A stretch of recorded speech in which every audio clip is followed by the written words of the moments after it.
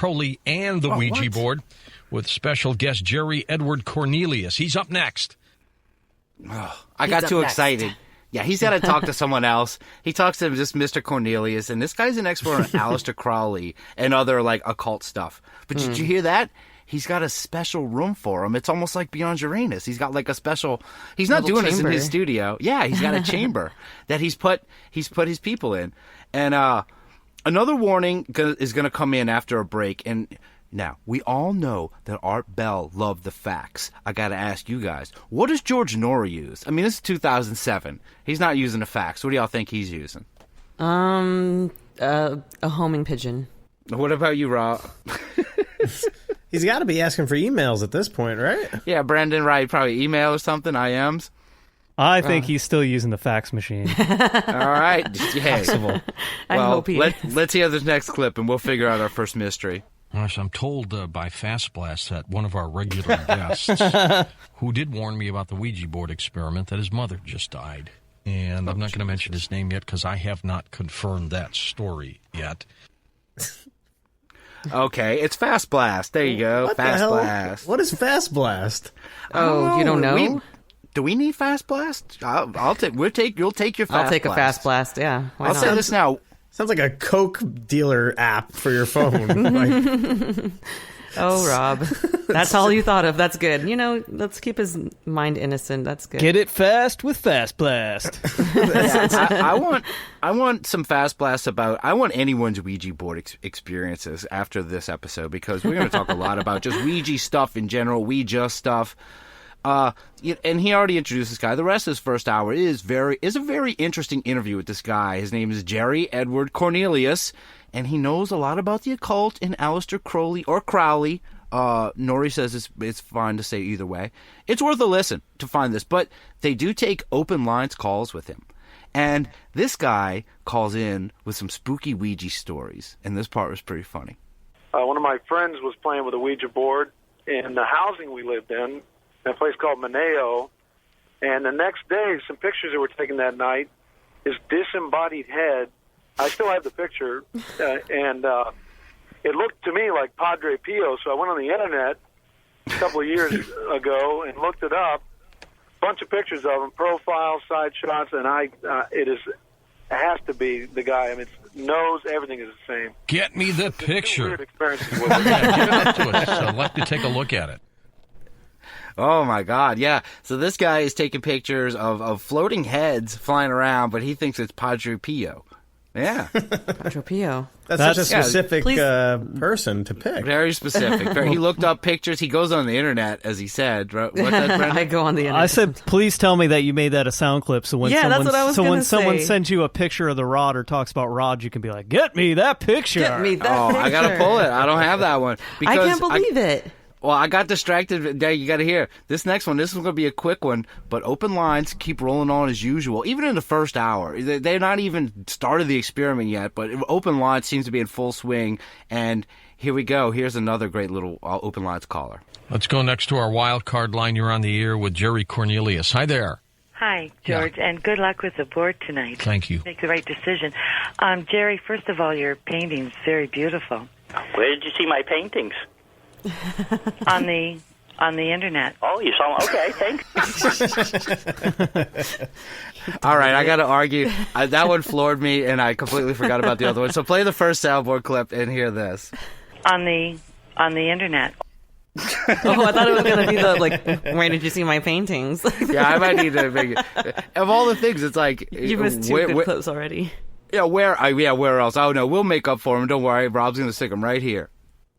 Ha! Nice. But yeah, hey, come on, I like that clip. That lady, that. What a dumb question. Yeah, seriously. I saw him in a catalog.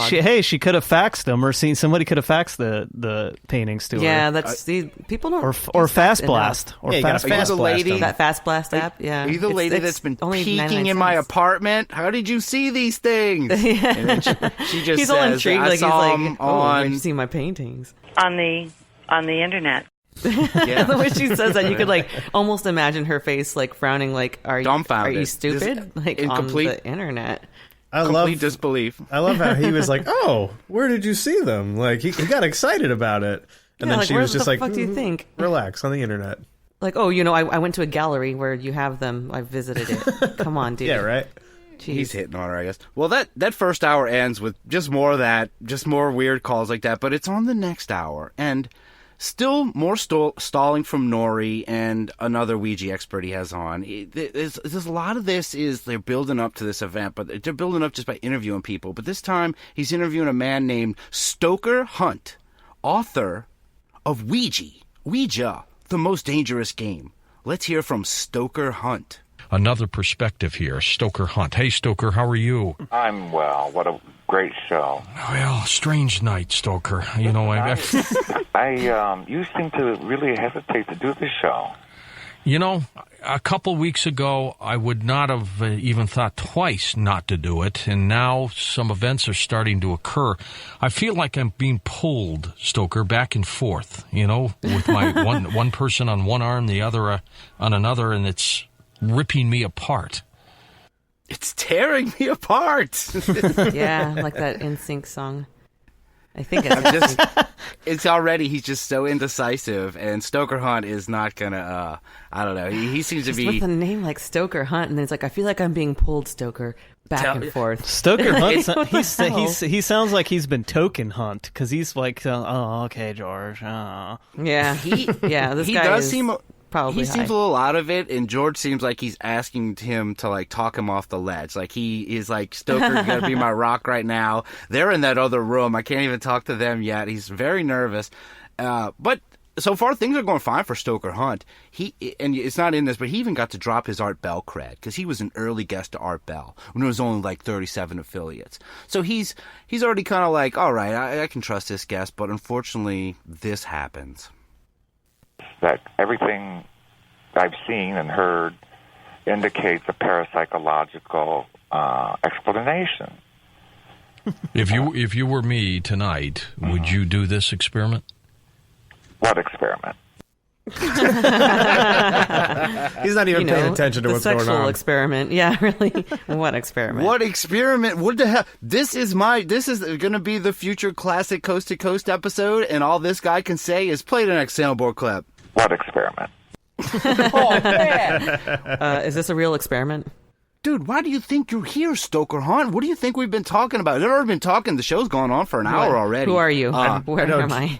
George is like, I've been planning this experiment for a long time, and I don't know what's going to happen with this experiment. And then this dude just chimes in with, what experiment? Like, he's totally yeah, just like shits all over everything. Like, all right, you can leave, asshole. Right. And look, before we move on to more clips, so this took place on July 25th of 2007. Rob, Drea, Brendan, were you aware of this happening at this time? On July 25th? Did you, in 2007, were you aware that George Noory was going to do a live Ouija board on syndicated national radio? No, were you aware of this? That's the day after my birthday. Oh, so I was probably nursing a hangover from my birthday. I'm guessing. Oh, well, that wouldn't be good with Ouija. No, I wasn't aware. Yeah, me neither. I was not aware either. Yeah, I was totally I'll take unaware. myself out of it. I actually was aware. I was listening during this time. But let's hear what George's reaction... Because this guy didn't know about the experiment. So let's hear what George's reaction to him knowing about... What experiment? The Ouija experiment? What? Here. What experiment? This Ouija board experiment that I intend to do. And you wanted to work with a Ouija board? Uh-huh. Would I do it with you? No. Would I do it tonight? I'm doing one tonight. Are you? Yes. On air? You may be the only person in the world who doesn't know that. Maybe. What? Okay, so we've just proved George Noory wrong because the three of you did not know that this was going on. So, George, you can never say, play the last soundboard clip. You may be the only person in the world who doesn't know that. Oh, that's kind of a diss. I think he kind of over exaggerates how much his you own may reach be the only person in the world who doesn't know that. Yeah, anytime one of us says something, George. If one of us doesn't know anything from now on, like I'm sure Rob's just gonna have that in his back pocket and be like, "Duh, Drea." You may be the only person in the world who doesn't know that. Coming from it feels so much more insulting when he's saying it to you. That really hurts. Oh yeah. This is gotta be rough. To have this happen on live radio, right? Yeah, he's making him sound like he's a dumbass. Yeah, he is. Like what experiment? He's an old-time performer, though. He's just going to roll on. Like, he's going to roll with it. I can already tell. Well, let's see if Stoker Ace can recover. Stoker Hunt. Monday, the night of my surgery. You had surgery. Isn't that interesting? Yeah. It was, that has nothing to do. Well, let me bring you up to speed. I plan to do a Ouija board experiment next hour. Oh. And there are many who tell me not to.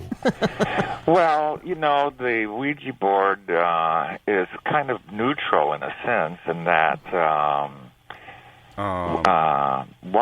it does communicate. Wow. George does not sound happy at all. I don't know. He did not recover from that. George was being really really mean about him saying, I think I was having surgery. Oh, surgery, you say, huh? Well, this guy does sound like an annoying prick. He does sound kind of he's got that condescending voice. Yeah, or he's trying to be all cool, but it's pretentious and in such a lame way. Yeah. Yeah, and he had to name drop Art Bell at the beginning. I didn't play it. Maybe I should have, but oh well. They got to end this. But George can't help, and he's going to throw another dig at poor Stoker Hunt. It happens with war. Well, the name of his work is Ouija, the most dangerous game, and it is. And he may be the only person on the planet that doesn't know what we are about to do. In a moment, we go to this special room where Dr. Bruce Goldberg, Rosemary Ellen Guiley, and Jordan Maxwell are. Stoker Hunt, thank you for your insight. Okay, we're going to go live now. I think Stoker hung up. That's it. Seriously? That's all you hear. Yeah, who does he's like, that? I just want to thank you, Stoker, for letting me call you an idiot for the last 20 minutes. And he's just like, F you, Noory. It's like, that was kind of a jerk move by Noory. And Noory's usually not known for this. This is your classic episode. You got to come off a little better than this. Noory he gets snippy every once in a while. You got to really press his buttons to get him going. He said give him some this guy pizza rolls. He said twice this guy is the only person in the world who doesn't know this is happening. And if I was him too, by that, yeah. I would have been like, you know what, I'm not. You already plugged my book. I'm out. That's it. Art Bell would never have done this, right? Well, no. He'd be the only person in the world who doesn't know that. He probably just called him up and said, yeah, have him come on so we can talk about Ouija boards. And this guy had no idea what the heck is going on. He just thinks he's coming on as a guest. Yeah, he's a writer and stuff. He's not following George Noory everywhere he goes. He doesn't know. I mean, I don't know. I'm usually much more patient with my friend You're getting George. as flustered as George now.